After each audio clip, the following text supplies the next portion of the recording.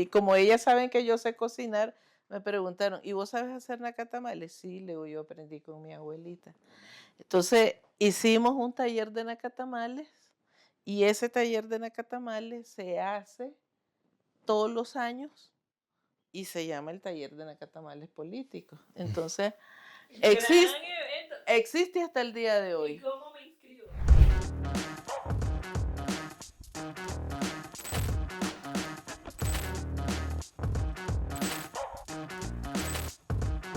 Yo sé cocinar, entonces yo cocino. O sea, Sí, y así comida nica, o sea, hacer bao.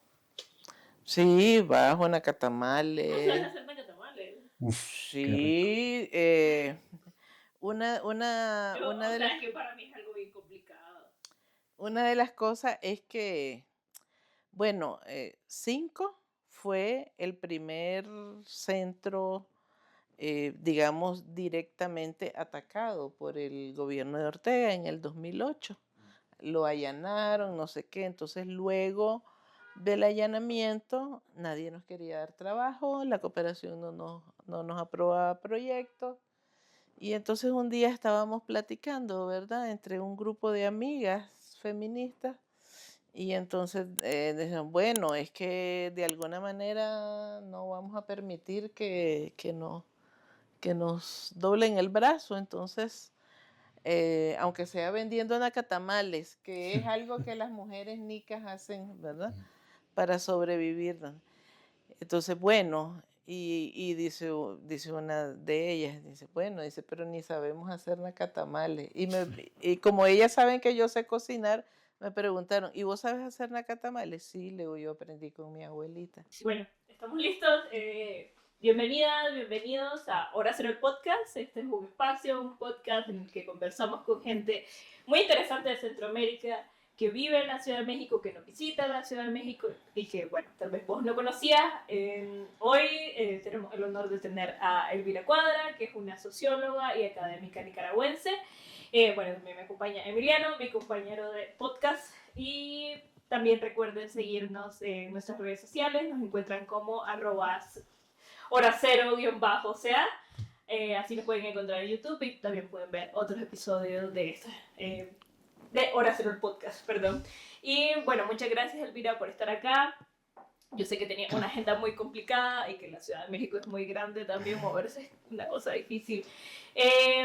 Y bueno, también queríamos comenzar un poco lo que hablábamos previamente, es conocemos, bueno, quienes somos de Nicaragua, conocemos a Elvira Cuadra como socióloga, como analizadora en temas de seguridad, también los temas del exilio, etcétera, pero nosotros queríamos hablar como un poquito de lo anterior, de la Elvira pequeña, de la Elvira que vivía en Managua, de la Elvira niña. Entonces, eso, si quieres contarnos un poquito como de tu historia. Hola, hola, bueno, pues muchas gracias para esta conversación. Esa es la historia antigua, por lo que me están preguntando, pero bien, bueno, ¿qué decir? Pues yo nací en Managua, Es em, una niña capitalina. totalmente, y nací en una colonia que es muy conocida en Managua. Prácticamente nací allí, nací en un hospital, ¿verdad? Pero nací en esa colonia y ahí estuve hasta mi vida adulta. Que es la de Entonces, Centroamérica. es la colonia Centroamérica, ¿verdad? Además, muy icónico el Bueno, nombre. sí, sí, Totalmente. Entonces, a propósito, ¿verdad? Entonces, pues éramos una familia, pues que como típica, digamos, nicaragüense, mi papá, mi mamá, mis hermanos. El vecindario era un vecindario muy cercano, muy solidario, todos nos conocíamos, etcétera, ¿verdad? Había una relación muy cercana entre todos los vecinos. Bueno, yo estudié en los colegios que quedaban cerca, ahí íbamos casi todos los del vecindario, ¿verdad? Al colegio público de ahí de la colonia, el Salvador Mendieta, y luego en otro colegio un poquito más allá, ya para la secundaria. Y ¿disfrutaste esa etapa? Pues yo diría que sí, ¿verdad? No. Yo diría que sí. Teníamos bastante restricciones en la casa, em, sobre todo para salir a jugar con los demás niños del vecindario. ¿Como Eh, restricciones como por mujeres? O... sí, Ah, claro. sí, por ser mujer, ¿verdad? Que era eso de andar pegando carreras en medio del callejón con todo ese montón de chavalos, como decimos en Nicaragua, ¿verdad? Que entonces cosas como esa. Pero en otros asuntos, ya un poco más adelante, no teníamos tantas restricciones. Entonces, por ejemplo, era divertido porque en la adolescencia a nosotros nunca nos dijeron nada porque llegaran los amigos varones. Ujú. Y llegaban un montón de amigos varones y pasaban todo el día metidos en la casa y éramos simplemente amigos, ¿verdad? Entonces nadie decía nada. Nunca nos limitaron de ir a fiestas, por ejemplo. Entonces, ¿Y fuiste fiestera? sí, sí, sí, sí, aprendí a bailar bastante pequeña y siempre me ha gustado bailar, entonces era fiestera, era viernes, sábado y domingo, ¿Y cuáles había. eran esos como lugares icónicos de Managua? De su época. Bueno, Managua cambia mucho. Los negocios siento que duran 5 años y luego cierran. Bueno, en el vecindario siempre andábamos en las casas de los amigos, ahí eran las fiestas. Pues te estoy hablando de la adolescencia, entonces eran las Coca-Coladas, ¿verdad? Eran las fiestas de Coca-Colada, entonces íbamos, el cuento era que nos juntábamos, nos ponían ahí las gaseosas, los bocadillos, y era pura bailadera. Ya más adelante, entonces el lugar de referencia era el Camino de Oriente. Y Mm. ahí estaban esas dos, todavía en mi época, esas dos discotecas que eran El Infinito y el Lobo Jack. Ah, o sea, El infinito. no, además luego ya que icónico. ¿Así? ¿Has escuchado esta historia de donde se te aparece el diablo? Ajá. El lobo ya. Bueno, no sé de dónde salió lo de que se aparece el diablo, ¿verdad? Pero allí íbamos y bailábamos y bailábamos y bailábamos. Habían otras por los alrededores, pero esas eran como las más cercanas. Luego también un lugar que es un ícono ahí en la Centroamérica, sobre todo para las generaciones como la mía, que es el Autocine Gando. Era el único autocine que había en Wow, Managua, qué ¿verdad? bonito. Entonces quedaba justo al lado y era bien divertido porque había manera de entrar en carro, ¿verdad? Como un autocine, pero también había manera de entrar a pie. Entonces lo que hacíamos es que organizábamos los grupos de amigos del vecindario y nos íbamos, vamos al autocine. A veces no había plata para pagar el autocine. ¿Y qué música escuchabas? ¿Qué música te movía más? ¿Qué te gustaba más bailar? Bueno, depende de la época. Depende de la época. Por ejemplo, en la adolescencia y la primera época fiestera era pura música en inglés, pura música disco, ¿verdad? Entonces aprendimos a bailar todo eso. Luego hubo una época ya más adelante que igual siempre íbamos a fiestas, a mí siempre me han gustado, ¿verdad? Y entonces ya era más música latina, salsa, merengue, ese tipo de cosas, ¿verdad? Entonces, Qué sí, bonito. sí. Así que no ha sido solo escritorios, libros y trabajos de campo de sociología y esas cosas, ¿verdad? Pero vos entraste, ¿a qué edad entraste a la universidad? Yo entré a la universidad bien temprano. Bueno, no tan temprano, se suponía que tenía que entrar antes.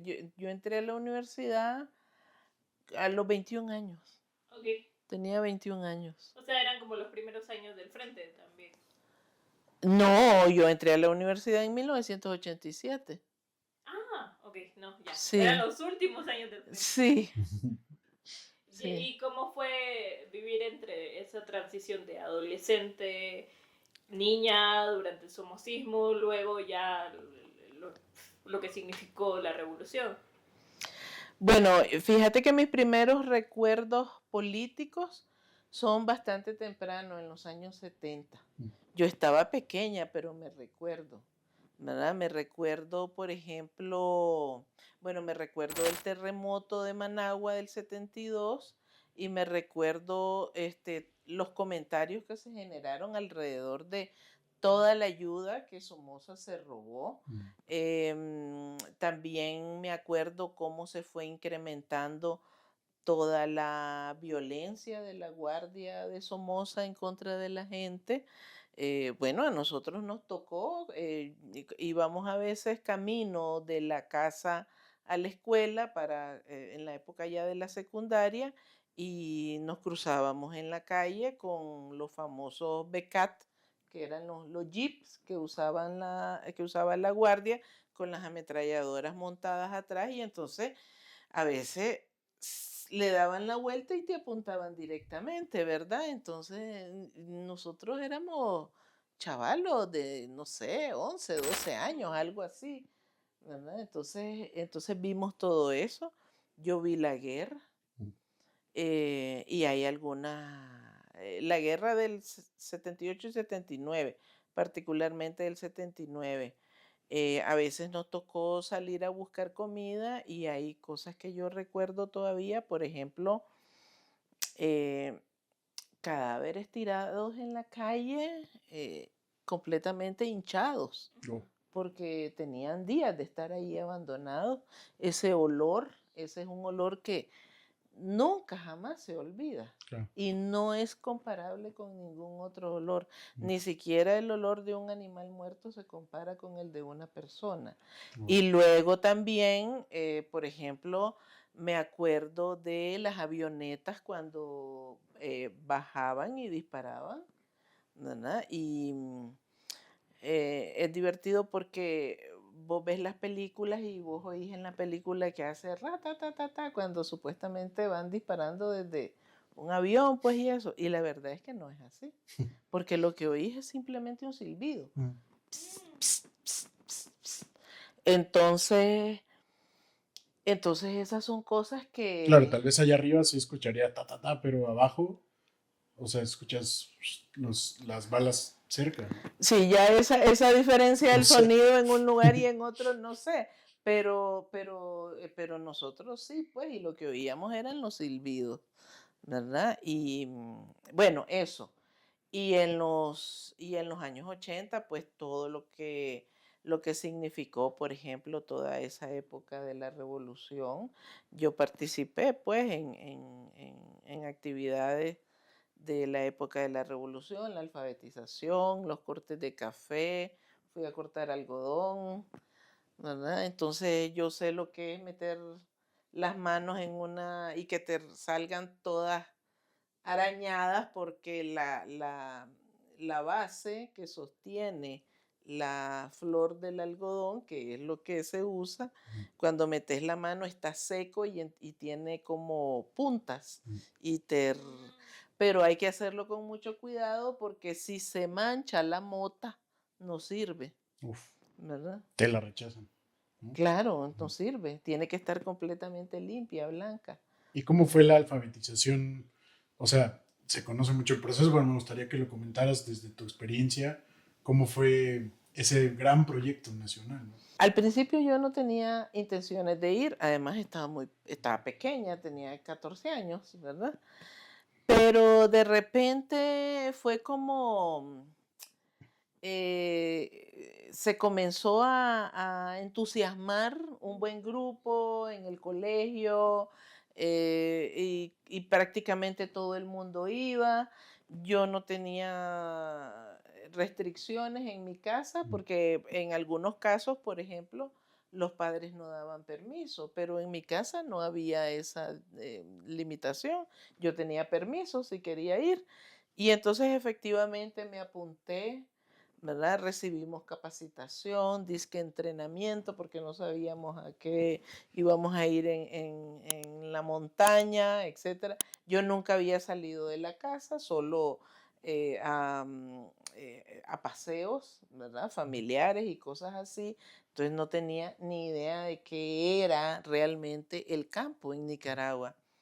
Entonces, un día nos dicen, mañana se van. Y fue antes de la fecha oficial de inicio de la alfabetización. Fue como 2 o 3 días antes. Entonces nos pidieron estar de madrugada en el colegio, nos entregaron el uniforme de alfabetización, la mochila con las cosas que teníamos que llevar, la hamaca, la lámpara de querosín, las cartillas y todo lo demás. Y a una cierta hora entonces nos subieron un montón de muchachos en unos camiones, ¿verdad? Camiones. em, em, y salimos. Era una caravana inmensa. Salimos en dirección al norte y yo fui a dar, que no sabíamos a dónde nos llevaban, yo fui a dar a un municipio al norte de Nicaragua que se llama Telpaneca, ¿verdad? Entonces, O sea, pero tus papás no sabían tampoco a dónde iban. no, Y cuando, o sea, bueno, no sé. no, nadie ¿Cómo sabe. o sea, luego llegas y ¿cómo haces para contactarte con ellos? Decirle, papá, estoy Ya, acá. bueno, entonces llegamos ahí al pueblo, a Telpaneca, nos estaban esperando la gente del pueblo, muy alegres, ¿verdad? Tenían en distintos lugares del pueblo unos grandes fogones con unas inmensas pailas de frijoles cocidos con tortillas para darnos de comer, ¿verdad? No, no había mucho, pero eso era lo que había. Entonces, bueno, y efectivamente la cosa era, ¿y cómo le avisamos, verdad? ¿Cómo le avisamos a la casa dónde estamos? Y entonces lo único era el telégrafo. O sea, era la época del telégrafo, ni Estoy siquiera bien. el teléfono, ¿verdad?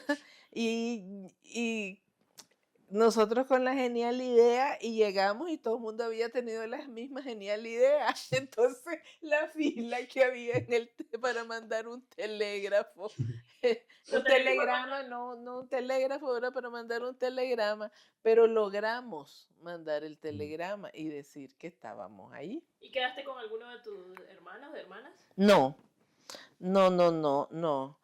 En mi casa alfabetizamos mi hermana y yo. A mi hermana, que era un año menor que yo, la mandaron a otro Mm. departamento, ¿verdad? Entonces estábamos separadas. Pero el viaje no terminó allí porque llegamos al municipio y al día siguiente, ese día dormimos en el colegio de monjas que había a todas las mujeres nos llevaron a dormir al colegio de monjas de ahí de Telpaneca y, y al día siguiente, nosotras creídas que ahí nos íbamos a quedar y nos dicen, no, no es aquí, van para la comarca, ¿verdad? Como 20 kilómetros, o no sé, como es hoy y todavía no sé precisar Caminando. cuántos kilómetros. Nos Wow. llevaron en una camioneta hasta cierto punto y luego caminando. Mm. Cerro arriba, ¿verdad? ¿Y cuánto duró el proceso y en qué consistía? O sea, ¿tenías que hablar con familias o cómo era? La campaña de alfabetización duró 6 meses. Mm. Entonces yo viví 6 meses allí. ¿Qué nos tocaba? Nos tocaba dar clases todos los días. La mayoría de la gente en la comarca eran campesinos, toda la zona era cafetalera, Mm. era una zona muy pobre y entonces les dábamos clases, pues, hasta con el método que se diseñó para esa campaña de alfabetización, con las cartillas y todo lo demás, y eso era, y vivir con ellos ahí, ¿verdad? ¿Y te gustó dar clases? Sí, O sea, sí. no sufriste, bueno, imagino, sufriste esos 6 meses, o qué tanto lo sufriste, porque gente más, gente menos, ¿no? Fíjate que no, yo realmente no sufrí ese periodo. A mí me gustó mucho la experiencia. Y si me lo preguntan, o bueno, no me lo han preguntado, pero lo voy a decir, ha sido como una de las experiencias claves que le dio vuelta que le dio vuelta a mi vida, pues, Ujú. ¿verdad? Claro. Primero porque yo no conocía el campo realmente, segundo porque este, me dio una perspectiva completamente distinta de las cosas y aprendí. Yo creo que aprendí más de lo que yo realmente fui a enseñar, porque había un montón de cosas que yo ni idea, pues. Entonces, algo que yo disfrutaba mucho, por ejemplo, en la comarca quedaba en el borde de unos cerros y quedaban como dos filitas de casas, ¿verdad? Entonces a mí yo vivía como al inicio y donde me tocaba dar clases era casi al final. Entonces yo caminaba por el sendero, por el trecho, ¿verdad? Todos los días para ir a dar clases y era una zona bien bonita, muy pobre, muy, muy, muy pobre, pero habían muchas flores, era un lugar bien, bien agradable y realmente los campesinos nos cuidaron, Ujú, nos ujú. cuidaron, sí. Qué loco pensar que eso vivía la Elvira de 14 años, ¿no? Mm, Otros tiempos. Otro Totalmente. mundo. ¿En qué año de la secundaria estabas? Uy, O sea, vos regresaste a terminar la secundaria. sí, claro. No sé, pero yo creo que ella estaba como en primero o en segundo año de secundaria. Sí. Sí, estaba Sí, súper pequeña. sí. Y vos sentís, bueno, ¿y cómo terminás? Regresan, ¿cómo terminas diciendo, bueno, voy a ser socióloga? Bueno, esa es una historia aparte. A mí me tocó que entrar a la universidad en una época en que era madre soltera. Mm. Entonces, eh, eh, pues también era adolescente, ¿verdad? Tenía que trabajar, trabajaba porque pues ya tenía un hijo, ¿verdad? Y entonces yo siempre había pensado estudiar medicina, pero ya había la limitación de que tenía que trabajar, que en todo caso, para poder estudiar medicina tenía que buscar una beca completa, lo cual no era fácil. Y entonces, bueno, y siempre cuento la anécdota porque un amigo me dijo, a vos te gusta leer y si estudias medicina vas a leer un montón, pero no vas a leer de todo, vas a leer sobre todo medicina, ¿verdad? Entonces, pues, eh, pensarlo, ¿verdad? Y efectivamente lo estuve pensando y no sé, de repente la idea apareció y tenía muy buen promedio para entrar a la universidad, entonces sin mayor obstáculo clasifiqué para estudiar sociología y sí, pues me alegro porque fue una buena decisión. Definitivamente, ¿no? Es Le lo has que has hecho toda tu dedicado, vida. sí, Ajá. sí, Sí, en cuerpo y alma, ¿no? total. ¿Y qué tal los años de la universidad? Bueno, los años de la universidad fueron bien intensos porque eh, trabajaba y estudiaba, ¿verdad? En esa época el horario de la carrera era de las 4 de la tarde a las 9 de la noche. Y yo tenía un horario laboral normal, ¿verdad? De 8 a 5. ¿Y dónde trabajabas? Trabajaba en una institución pública. Entonces, significaba que para poder entrar a las 4 yo tenía que salir antes. Y eso, bueno, significó también pedir un permiso. Y me dijeron, sí, pero tenés que entrar antes. Uf, pues qué oferta. Bueno, sí, porque tenía que reponer el horario laboral, ¿verdad? O sea, no había ninguna concesión, ¿verdad? No había ninguna concesión. Había flexibilidad, pero no concesión. Entonces, entonces yo entraba antes, muchas veces antes de las 7 de la mañana, yo ya estaba en el trabajo. Salía a las 3:30 de la tarde de la oficina para la universidad y hasta las 9 de la noche que terminaban las clases. Qué cansado. Sí. Y ya eras mamá también, o sea, no Sí. veías mucho a tu hijo que No, fines de semana y las noches. bueno, sí, sí lo miraba porque yo estaba allí, estaba pendiente, pero tenía que hacer las dos cosas, ¿verdad? De trabajar y estudiar. Ujú. Entonces, sí. Mm. Qué tremendo. Y luego durante los 90 hiciste un trabajo sobre seguridad, con mujeres también. ¿Cómo fue ese proceso de entender un país que estaba también transicionando, ¿no? Después de haber vivido grandes cambios sociales. Bueno, entonces, la transición a mí me tocó ya en los años finales de la carrera, ¿verdad? Y entonces da la casualidad que yo salí de los cursos en el 92 y en el 93 me ofrecieron trabajar como asistente en un estudio comparado entre la transición en Nicaragua, El Salvador y el proceso de democratización en Honduras. Entonces, es interesante porque desde el principio ha sido como con perspectiva regional, ¿verdad? Centroamericana.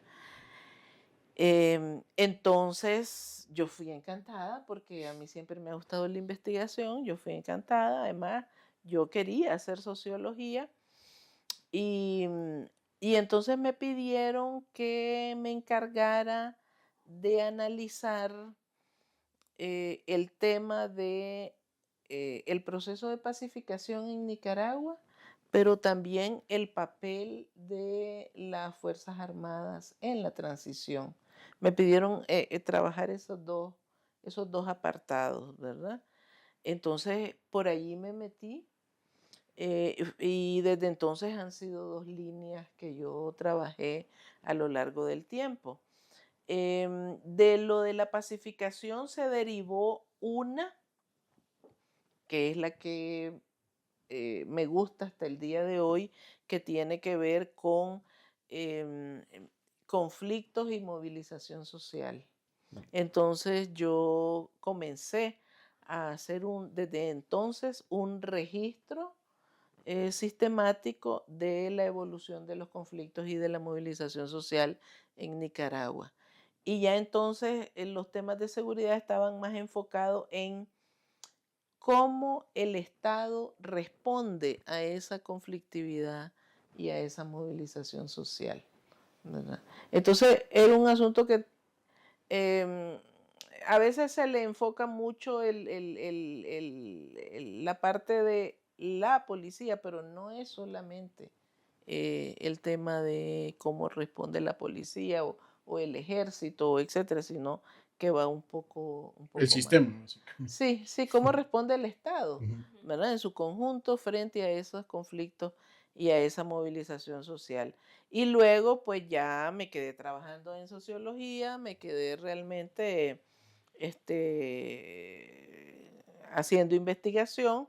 Fui docente un tiempo, bueno, di clases durante 15 años Bueno, en diferentes universidades, ¿verdad? Un tiempo largo. Un tiempo. Lo decís como si hubieras estado 2 meses. Bueno, es que tengo colegas que han sido docentes Claro, toda la toda vida. su vida y yo se los admiro porque realmente si a mí me ponen a escoger entre docencia e investigación, yo siempre voy para la investigación, ¿verdad? Entonces, Sí, claro, tener que lidiar con estudiantes es cosa seria también. pues fíjate que no es tanto eso, sino que a mí me gusta más el proceso de la investigación en realidad. Entonces, ¿Y qué tan difícil es hacer? Bueno, ahora ya sabes, muy difícil, pero en ese momento que tan complicado también era hacer investigación y crear academia en Nicaragua. bueno, bueno, siempre ha sido complicado, ¿verdad? Para comenzar, porque en Nicaragua se subestima la investigación y se subestima el rigor académico, ¿verdad? Entonces, eso ha costado mucho. Eso ha costado mucho porque me tocó una experiencia, por ejemplo, de llegar a un lugar y entonces cuando pedí subir la barra, ¿verdad? Del rigor académico, entonces ya ahí sí no me gusta, no me parece, es mucha rigidez y así no se ha sé hecho qué. siempre. Sí, siempre se ha hecho de esta otra manera, ¿para qué poner tantas citas? ¿Para qué usar tal Bueno, formato?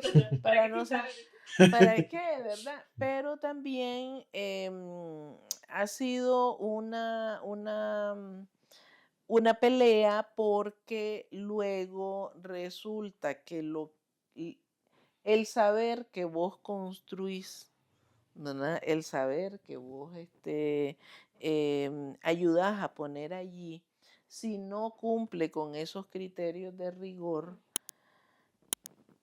no deja de ser una anécdota. Y entonces son los otros académicos, ¿verdad? Que sí cumplen con el rigor, los que luego incluso se apropian de tu trabajo. Y Usualmente entonces, extranjeros, ¿no? Claro. usualmente extranjeros, ¿verdad? Mm. Entonces eso ha sido una pelea constante. Mm. Y entonces poder poner tu trabajo en esos espacios cumpliendo con todo ese rigor y todo lo demás, eso pues para mí ha sido una constante. Y pues tampoco es que, ¿verdad? Yo, Tampoco es sí, no, no, o sea, me acuerdo que la primera vez que mandé a una de esas revistas académicas indexadas Mm. y de revisión de pares y no sé qué, mandé un artículo y me lo devolvieron diciéndome, este artículo no dio la talla. crucificado. ¿Verdad? O sea, y yo pasé por el enojo, por la vergüenza, pero por último dije, ¿y por qué no? Entonces me puse a trabajarlo con todo el cuidado y revisando uno por uno todos los comentarios que me hicieron hasta que dio la talla y salió publicado. Claro. Entonces, aprendí, ¿verdad? Aprendí. Y desde entonces, pues, lo que publico, lo publico así. Sí, es como desdoblarse uno y estar abierto al crecimiento, al final de cuentas, ¿no? Y sí, ¿verdad? Entonces, sobre todo si eso es lo que querés, Mm. ¿verdad? Entonces, También es como un poco como foguearse ya en otras ligas y decir, bueno, ok, vamos a hacer este proceso. Y claro, es doloroso porque te regresan el artículo todo lleno de rojos y tachones y comentarios y uno dice, no, no quiero hacer nada y luego ya es como, bueno, está bien, lo voy a hacer. bueno, para mí ahora es sospechoso si me mandan a decir de primera, está bueno el artículo. Yo digo, no, está bueno el artículo. Porque no, no, no, no, entonces lo tiene que leer alguien más o lo tengo que leer yo con otro ojo, ¿verdad? Para poderlo. Sí, bueno, esa es la revisión Sí, de pares, ¿no? sí. Sí, yo también tenía esa impresión, así metiéndome en la historia. Pues yo estudié también en la UCA, bajo Universidad Sistema de Nicaragua, y yo sentía que yo me gradué antes de 2018, ¿no? Yo hice una tesis de licenciatura y realmente como que le puse como mucho esfuerzo porque me interesaba como las cosas académicas. Pero sentía que estaba peleando sola, que a nadie le importaba, ¿no? Es decir, básicamente era porque, bueno, específicamente en mi área, pero imagino pasar en otras, el proyecto de tesis o el proyecto de monografía, que le llaman más bien, es muy administrativo, ¿no? Es como, hace eso porque para graduarte, pero no te va a servir de nada porque básicamente aprender metodología de la investigación no te sirve de nada, cuando me parece que es muy importante. Pero eso, ¿no? Ese era como el ambiente Mm, en el que se subestima la academia, ¿no? sí, sí. Sí, Pero, así es. Y bueno, desafortunadamente la investigación en Centroamérica depende mucho de la cooperación y en la agenda de la cooperación la investigación no es una prioridad.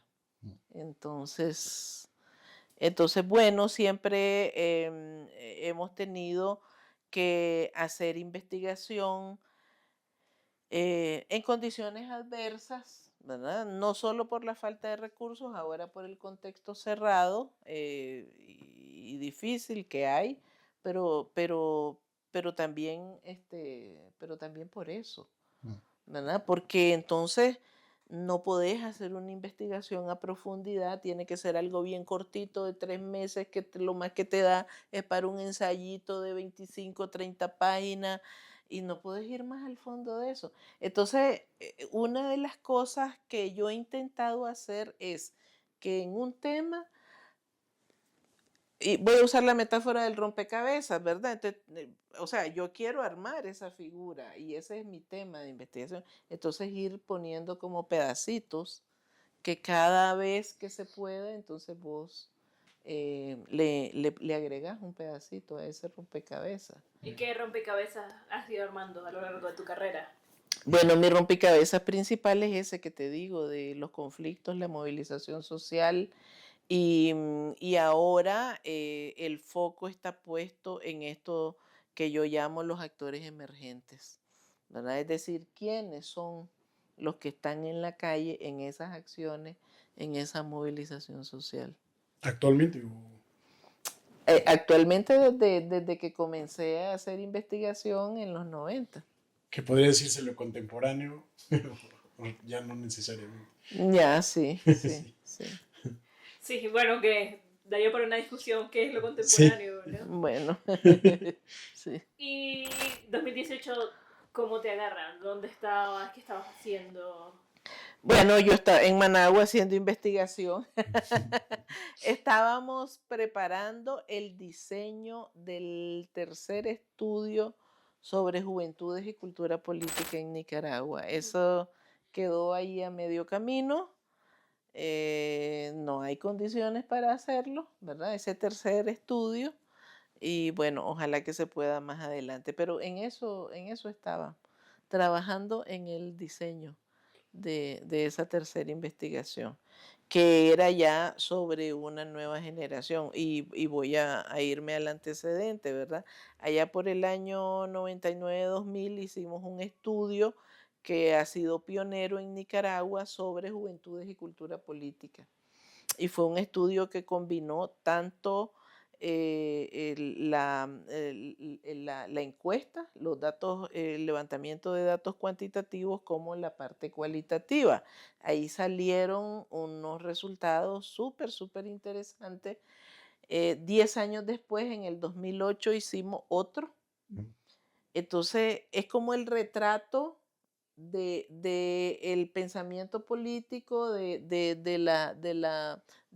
lo que los jóvenes de dos generaciones distintas estaban pensando en relación con la política, con el país y con una serie de aspectos como por ejemplo las creencias religiosas y demás, ¿verdad? Entonces el primero fue sobre una generación que nosotros llamamos em, em, la generación de los 90, el segundo sobre la generación que llamamos del 2000 y estábamos preparando esa otra que era con jóvenes del 2010, ¿verdad? ¿Y qué cambios y qué similitudes así brevemente encontraste? Bueno, hay bastante que decir sobre eso, ¿verdad?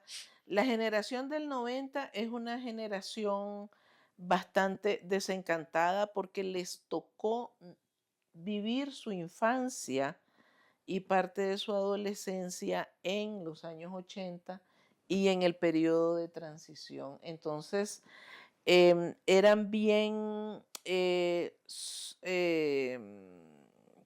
¿cómo es la palabra? Se me acaba de escapar. Eran bien, no eran indiferentes, pero Empático, solidario. no, no, eran bien, Desencanto. sí, Ah, ya, desencantados perdón. de las organizaciones o de la participación política, ¿verdad? Eran un poco de los que decían, no, no me meto en política porque no me gusta o porque la política no. Los jóvenes de la generación siguiente, de la del 2000, estaban más identificados políticamente. La primera generación se identificaban más como centro, los otros se identificaban más en los extremos, o izquierda o derecha, menos centro, y más dispuestos a participar políticamente.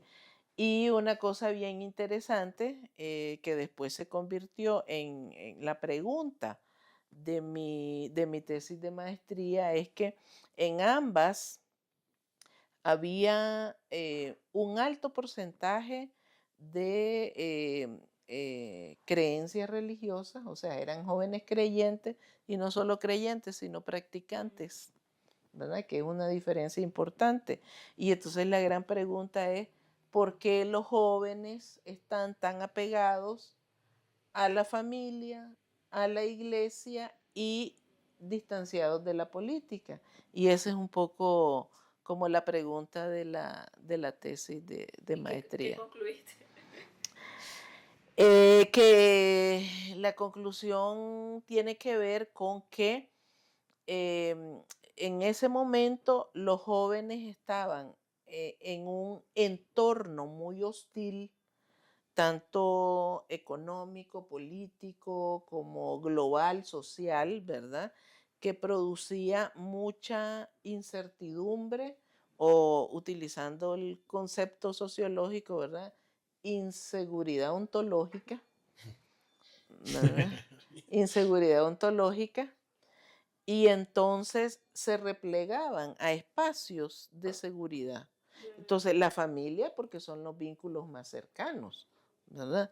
Y la iglesia, porque en la iglesia ellos se sentían en una, en un estado de igualdad, ¿verdad? Y entonces ahí es donde se borran las diferencias. Entonces, la igualdad ante la ley que no existía en su mundo de afuera, o la igualdad de derechos que no existía, ¿verdad? Afuera, entonces en la iglesia sí la podían encontrar porque todos eran hermanos, Claro. ¿verdad? Parte de la congregación religiosa. Y había también un proceso de búsqueda de nuevas prácticas políticas. ¿Por qué? Porque tenían otra concepción de la política, o una concepción bien distinta de los actores tradicionales de la política y de la propia participación política de los jóvenes, ¿verdad? Entonces, eso lo vimos estallar plenamente en 2018. ¿Y tú pensaste en algún momento que llegarías a ser exiliada? ¿Y cómo te tomó ser sujeto también de, o sea, tener un amplio conocimiento de la sociedad y del estudio y luego ver que te llega a ti a nivel personal? Es que no, para nada. Yo nunca pensé que me iba a tocar estar en el exilio. Yo en diciembre de 2018 salí de Nicaragua por razones de trabajo, y 1 o 2 días después cancelaron la personería jurídica de un grupo de organizaciones, entre ellas 2 con las que yo estaba asociada, con las que trabajaba, y ya no hubo posibilidad de regresar. Entonces, literal, yo me quedé afuera sin poder volver a Nicaragua hasta el día de hoy, ¿verdad? Entonces, no, nunca lo pensé. Y bueno, he tenido que tomar decisiones, por ejemplo, en qué país me voy a quedar definitivamente, dónde me voy a sentar, ¿verdad? Finalmente yo escogí Costa Rica, y ahí he estado todo este tiempo. Y la otra cosa, ¿qué iba a hacer? Entonces, con un grupo de amigos, colegas, nos inventamos un centro, ¿verdad? De investigación y análisis, que es chiquito, pero que tiene un nombre, que ya está posicionado, que tiene credibilidad. Y la razón por la que inventamos es que, primero, porque había que seguir haciendo investigación y documentando, analizando todo lo que estaba sucediendo, pero además porque no íbamos a permitir que nos callaran, Claro. pues, Y ¿verdad? había que entenderlo. Ya, sí, entonces sigo dedicada a la investigación, ¿sí? Y un poco, bueno, tu trabajo también tiene que ver mucho esto con movilización y politización. Hablábamos un poco de que el 2018, pese a que mucha gente la agarró por sorpresa, vos lo ves, no es como que lo veías venir, pero también se veía el descontento social, ¿no? No es como que salió de la nada, ¿no? En efecto, no salió de la nada. Pues es que como mi tema ha sido ese de seguirle la pista a los conflictos y a la movilización social en Nicaragua, yo había identificado que desde el 2013 había abierto un ciclo de conflictos y de protestas en el país. Y si uno, bueno, yo tengo la cronología, ¿verdad? Entonces, si uno ve la cronología, ahí están. Y un año antes estuve en una actividad, escribí un artículo, por ahí debe de estar, donde yo hice una presentación, y en el artículo se publicó un mapita donde yo ubiqué al menos 20 puntos geográficos del país donde habían conflictos y donde habían acciones de protesta, ¿verdad? Entonces, no es cierto de que no habían, ¿verdad? La mayoría estaba en zonas rurales, pero habían, y estaba creciendo esa movilización social. Claro, cuándo y cómo iba a estallar y de la forma en que estalló en el 2018, eso sí no, ¿verdad? Porque una cosa es la investigación sociológica y otra cosa La bola es de cristal. exactamente, ¿verdad? Entonces eso sí ya no lo podíamos saber exactamente. Pero sí se estaban creando las condiciones para eso. Claro. Y ahora que igual seguís trabajando movilización social, pero bueno, cambia, ¿no? Ahora Nicaragüense también, con el regional. exilio. Pues principalmente Nicaragua, ¿verdad? Como dije, en este momento lo que me interesa es analizar un poco más a fondo quiénes son los actores detrás de esos conflictos y de esa movilización social. Porque en los años anteriores el foco ha sido cuántas marchas, cuántas huelgas, cuántas protestas, cuántas tomas de carretera, no sé qué, pero ¿quién es la gente que está detrás de eso? ¿Verdad? ¿Por qué? ¿Verdad? ¿Cómo han cambiado sus banderas? ¿Son los mismos? ¿Son distintos? ¿Verdad? Entonces ahora el foco está más en los actores como tales. Ese es digamos, como el desafío de investigación que tengo en este momento. ¿Y cómo lo tomas desde afuera? O sea, porque cómo cambia la mirada hacerlo fuera de tu patria, de tu casa, a hacerlo en otra latitud, cercana, pues. Mira, te da una cierta ventaja porque te permite ver las cosas desde otra perspectiva, desde una perspectiva un poco distinta, ¿verdad? Es decir, puede que 2018, por ejemplo, permitió incluso estar allí, en medio de la movilización, ver a la gente, ser parte de eso y todo lo demás, ¿verdad? Pero hay un momento en que realmente necesitas Tomar distancia. no tomar distancia, porque esa es una posición, esa es una decisión epistemológica. Es más bien alargar un poquito la mirada o ver con un poco más de precisión o colocarte en otro ángulo, ¿verdad? Entonces eso, sí, esa es un poco la idea. Claro. Pero además hay que documentar Y sí. quiénes son esos actores. Sí. Claro, claro, y ese trabajo al final queda para la posteridad, ¿no? O sea, alguien va a referenciarlo y usarlo, esperemos. Bueno, Y bueno, un poco para ir cerrando, te habíamos pedido que trajeras algo que fuera importante para vos. Y bueno, aquí está. Y quería que nos lo presentaras.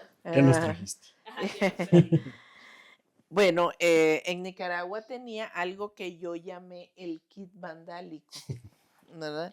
Que era un poco lo que cuando estuve allá, ¿verdad? Yo iba a las marchas, a las protestas, eh, como nicaragüense, pero también como socióloga, ¿verdad? A hacer observación participante, Preparada. que es una técnica. Sí, claro, pero entonces tenía una bandera, tenía mis cosas. Eso ya pues se perdió.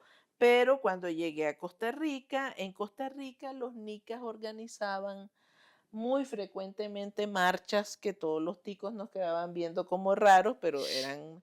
Entonces había que tener un kit vandálico también, ¿verdad? Entonces, bueno, yo tengo una gorra blanca, pero la gorra no es simple, ¿verdad? Sino que Ah, lo tiene entiendo. esto, entonces yo le pongo esto encima a la gorra y, y ya no es una simple gorra blanca, sino es una gorra con la bandera de Nicaragua, ¿verdad? Sí, ahora sí ya. Ese uno.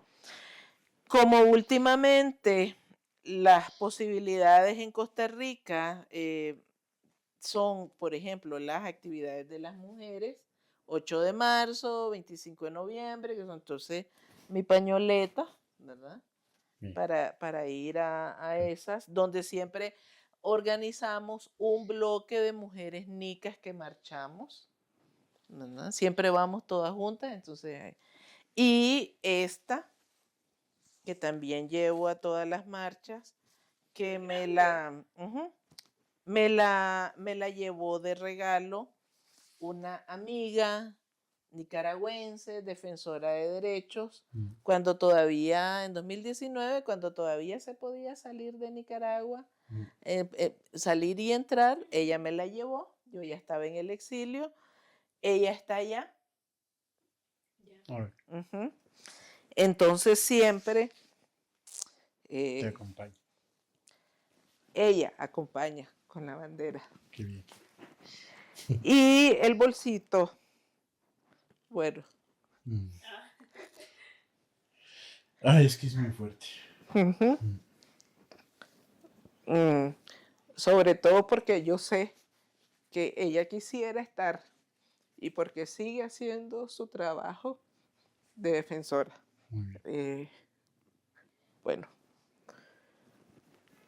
el bolsito es cosido a mano, también regalo de otra mujer feminista, amiga que está allá en Nicaragua y que hace este tipo de cosas, me lo mandó desde allá y entonces este es el Hermoso. bolsito del kit vandálico. Al final aquí también como homenaje a tus amigas y tus compañeras. Exactamente, sí. Y a tu trayectoria. Ah, Y a tu pueblo. bueno, Ay, muchas gracias por mostrarnos esto. Sí, qué lindo.